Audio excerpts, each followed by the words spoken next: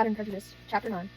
Elizabeth passed the chief of the night in her sister's room, and in the morning had the pleasure of being able to send tolerable answer to the inquiries which she very early received from Mr. Bingley by a housemaid, and some time afterwards from the two elegant ladies who waited on his sisters. In spite of this amendment, however, she requested to have a note sent to Longbourn, desiring her mother to visit Jane, and form her own judgment of her situation. The note was immediately dispatched, and its contents as quickly complied with. Miss Bennet, accompanied by her two youngest girls, reached Netherfield as soon after the family breakfast.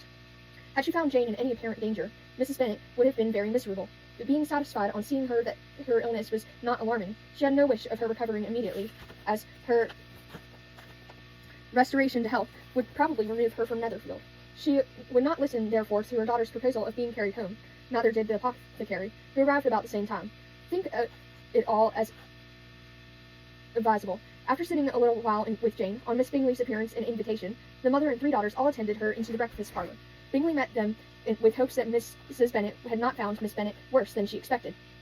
"Indeed I have, sir," was her answer. "She is a great deal too ill to be moved.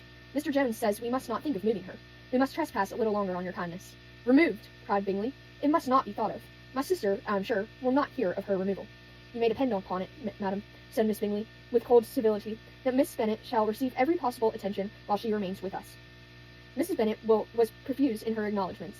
"I'm sure," she added, "if it was not for such good friends, I do not know what would become of her, for she is very ill indeed, and suffers a vast deal, though with the greatest patience in the world, which is always the way with her, for she has, without exception, the sweetest temper I ever met with.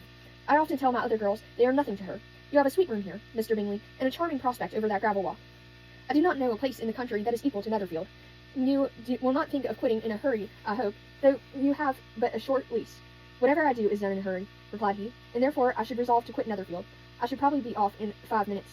At present, however, I consider myself as quite fixed here." "That is exactly what I should have supposed of you," said Elizabeth. "You begin to comprehend me, do you?" cried he, turning towards her. "Oh, yes, I understand you perfectly. I wish I might take this for a compliment, but to be so easily seen through I am afraid is pitiful. That is as it happens.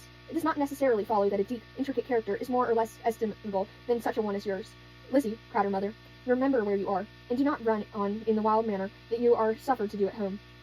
I did not know before," continued Bingley immediately, "that you were a studier of character. It must be an amusing study." "Yes, but intricate characters are the most amusing. They have at least that advantage." "The country," said Darcy, "can in general supply but few subjects for such a study. In a country neighbourhood you move in a very confined but unvarying society, but people themselves alter so much that there is something new to be observed in them for ever." "Yes, indeed," cried Mrs. Bennet, offended by his manner of mentioning a country neighbourhood. "I assure you there is quite as much of that going on in the country as in town." Everybody was surprised, and Darcy, after looking at her for a moment, turned silently away. Mrs. Bennet, who fancied she had gained a complete victory over him, continued her triumph. "I cannot see that London has any great advantage over the country for my part, except the shops and public places. The country is a vast deal pleasanter, is not it, Mr. Bingley?" "When I am in the country," he replied, "I never wish to leave it, and when I am in town it is pretty much the same. They have each their advantages, and I can be equally happy in either." "Ah, that is because you have the right disposition. But that gentleman," looking at Darcy, "seemed to think the country was nothing at all." "Indeed, mamma, you are mistaken," said Elizabeth, brushing for her mother. "You quite mistook Mr. Darcy. He only meant that there was not such a variety of people to be met with in the country as in town, which you must acknowledge to be true." "Certainly, my dear, nobody said there were. But as to not meeting with many people in this neighbourhood, I believe there are few neighbourhoods larger. I know we dine with 24 families." Nothing but concern for Elizabeth could enable Bingley to keep his countenance. His sister was less delicate, and directed her eye towards Mr. Darcy with a very expressive smile. Elizabeth, for the sake of saying something that might turn her mother's thoughts, now asked her if Charlotte Lucas had been at Longbourn since her coming away. "Yes, she called yesterday with her father. What an agreeable man Sir William is, Mr. Bingley, is not he? So much the man of fashion, so genteel and so easy. He has always something to say to everybody. That is my idea of good breeding, and those persons who fancy themselves very important and never open their mouths quite mistake the matter. Did Charlotte dine with you?" "No, she would go home. I fancy she was wanted about the mince pies. For my part, Mr. Bingley, I always keep servants that can do their own work. My daughters are brought up differently, but everybody is to judge for themselves, and the Lucases are very good sort of girls. I assure you, it is a pity they are not handsome. Not that I think Charlotte so very plain, but then she is our particular friend." "She seems a very pleasant young woman," said Bingley. "Oh, dear, yes, but you must own she is very plain. Lady Lucas herself has often said so, and envied me Jane's beauty.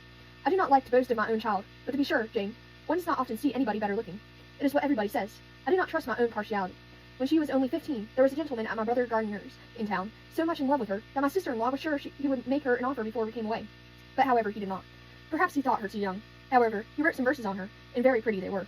And so ended his affection, said Elizabeth impatiently. There has been many a one, I fancy, overcome in the same way. I wonder who first discovered the efficacy of poetry in driving away love. I've been used to consider poetry as the food of love, said Darcy. Of a fine, stout, healthy love it may. Everything nourishes what is strong already. But if it be only a slight, thin sort of inclination, I'm convinced that one good sonnet will starve it entirely away. Darcy only smiled, and the general pause which ensued made Elizabeth tremble lest her mother should be exposing herself again.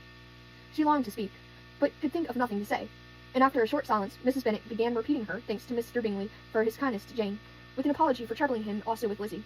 Mr. Bingley was unaffectedly civil in his answer, and forced his younger sister to be civil also, and say what the occasion required. She performed her part, indeed, without much graciousness, but Mrs. Bennet was satisfied, and soon afterwards ordered her carriage. Upon this signal, the youngest of her daughters put herself forward.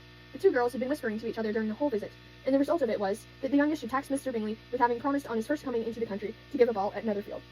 Lydia was a stout, well-grown girl of 15, with a fine complexion and good-humored countenance, a favorite with her mother, whose affection had brought her into public at an early age. She had high animal spirits, and a sort of natural self-consequence, which the attentions of the officers, to whom her uncle's good dinners and her own easy manners recommended her, had increased into assurance. She was very equal, therefore, to address Mr. Bingley on the subject of the ball, and abruptly reminded him of his promise, adding that it would be the most shameful thing in the world if he did not keep it. His answer to this sudden attack was delightful to their mother's ear. I'm perfectly ready, I assure you, to keep my engagement, and when your sister is recovered, you shall, if you please, name the very day of the ball. But you would not wish to be dancing while she is ill. Lydia declared herself satisfied. Oh, yes, it would be much better to wait till Jane was well, and by that time most likely Captain Carter would be at Meryton again. And when you have given your ball, she added, I shall insist on their giving one also. I shall tell Colonel Forster it will be quite a shame if he does not. Mrs. Bennet and her daughters then departed, and Elizabeth returned instantly to Jane, leaving her own and her relations' behaviour to the remarks of the two ladies and Mr. Darcy, the latter of whom, however, could not be prevailed on to join in their censure of her, in spite of all Miss Bingley's witticisms on fine eyes.